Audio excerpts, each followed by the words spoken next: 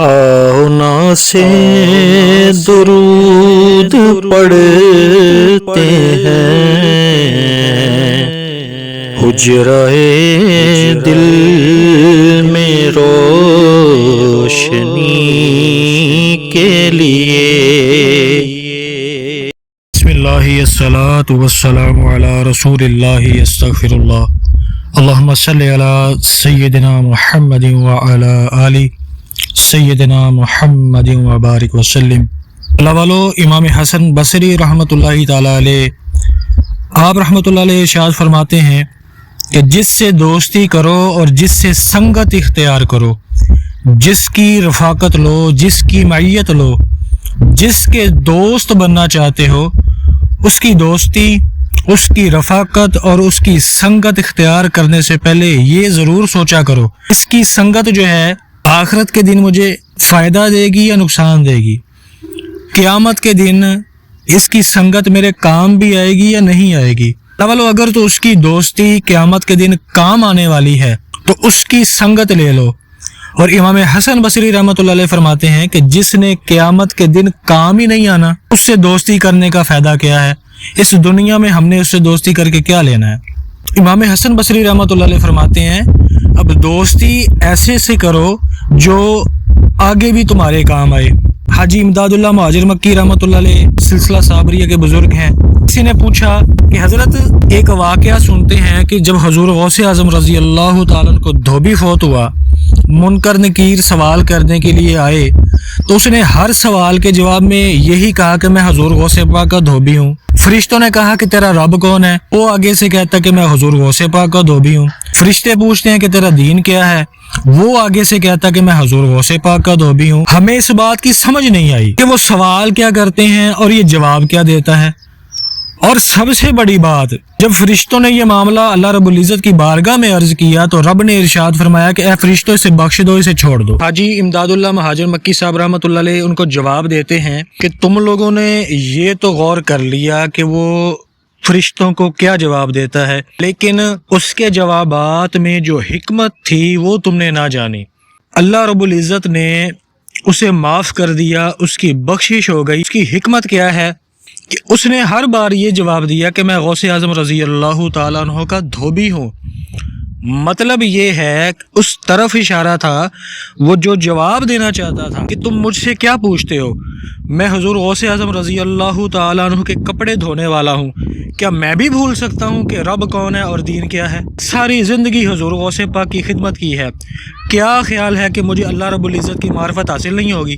اور وہ ہر سوال کے جواب میں بتاتا تھا کہ میں حضور غوث اعظم کی سنگت والا ہوں، میں حضور غوث اعظم کی صحبت میں رہنے والا ہوں۔ اس کا یہ مقصد، اس کا بار بار یہ اظہار کرنا کہ میں حضور غوث پاک کا دھوبی ہوں، فرشتوں کو وہ یہ بتانا چاہتا تھا کہ جو حضور سیدنا غوث اعظم کا رب ہے وہی میرا رب ہے، جو حضور غوث پاک کا دین ہے وہی میرا دین ہے۔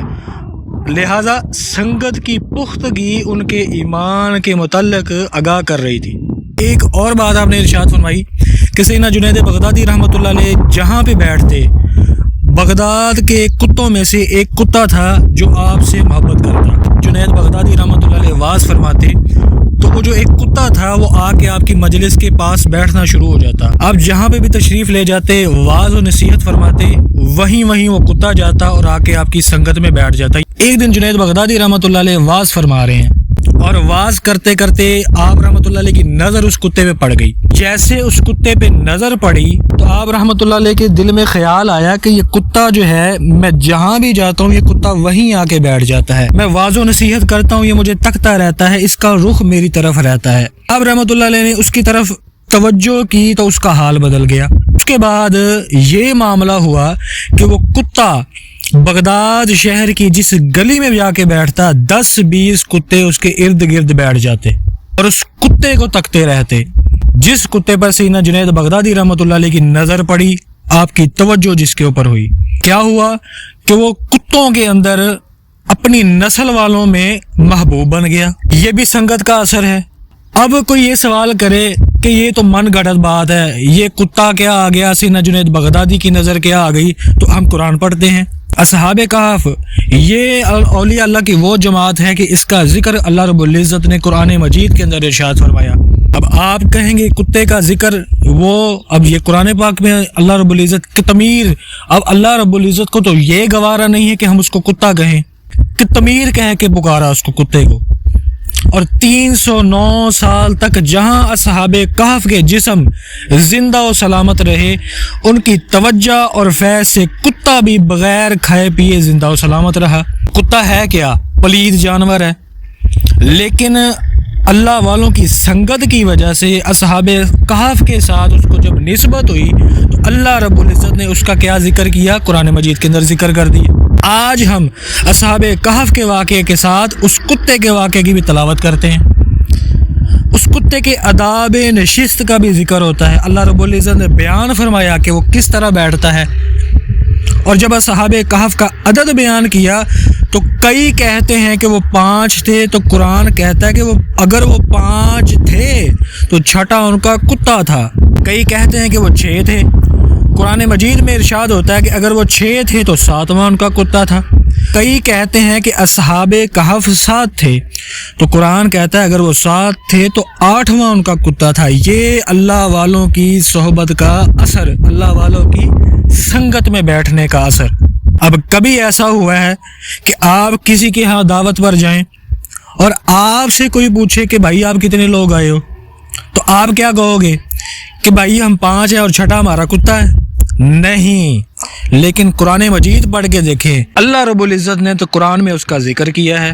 اللہ والو، کتے کو جو سنگت ملی تو رب نے اس کتے کی سنگت کو بھی رائے گاہ نہیں جانے دیا۔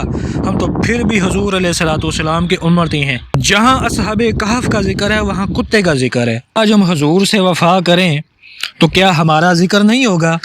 حضرت بابا فرید الدین گنج شکر رحمۃ اللہ علیہ نے کیا ارشاد فرمایا کہ 40 سال فرید نے وہ کیا جو رب تعالیٰ نے فرمایا۔ اب رب وہ فرما دیتا ہے، وہ کر دیتا ہے، فرید التجا کرتا ہے کہ یا رب یہ دعا ہے کہ اس کو قبول فرما، پھر رب بھی فرید کی نہیں ٹالتا۔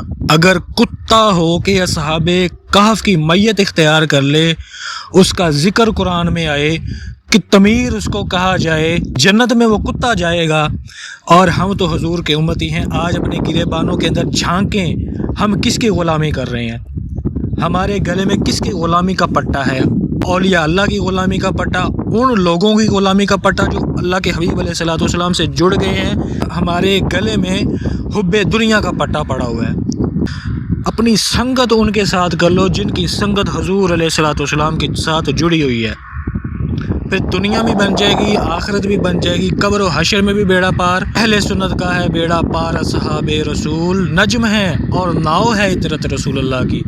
اللہ رب العزت سے دعا ہے کہ اللہ رب العزت ہمیں اولیاء اللہ کی صحبت کاملہ نصیب فرمائے، اللہ والوں کی معیت نصیب فرمائے، اور کامل اللہ والوں کی معیت نصیب فرمائے۔ آج کل ڈبہ پیروں نے جو ٹرینڈ چلائے ہوئے ہیں، اللہ پاک ان سے ہمیں محفوظ فرمائے۔ ہماری بہنوں کی، بیٹیوں کی، ماؤں کی، بہنوں کی عزتوں کو محفوظ اللہ رب العزت فرمائے۔ اللہ والو، ان ڈبہ پیروں سے، عاملوں سے جان چھڑواؤ۔ اپنا تعلق جب حضور کے ساتھ مضبوط کر لو گے، یا ان لوگوں کی معیت اختیار کر لو گے، ان لوگوں کی سنگت میں آ جاؤ گے، ان لوگوں کی نظر میں آ جاؤ گے جن کی نظر حضور علیہ الصلوۃ والسلام کے کرم پر ہے اور جن پر حضور علیہ الصلوۃ والسلام کی نگاہ ہے، تو جب ایسے لوگوں کی صحبت میں آ جاؤ گے، سنگت میں آ جاؤ، پھر دنیا اور آخرت بیڑا پار ہو جائے گا۔ اللہ رب العزت ہمیں عمل کرنے کی توفیق عطا فرمائے۔ اللہم صلی علی سیدنا محمد وعلی آل سیدنا محمد وبارک وسلم۔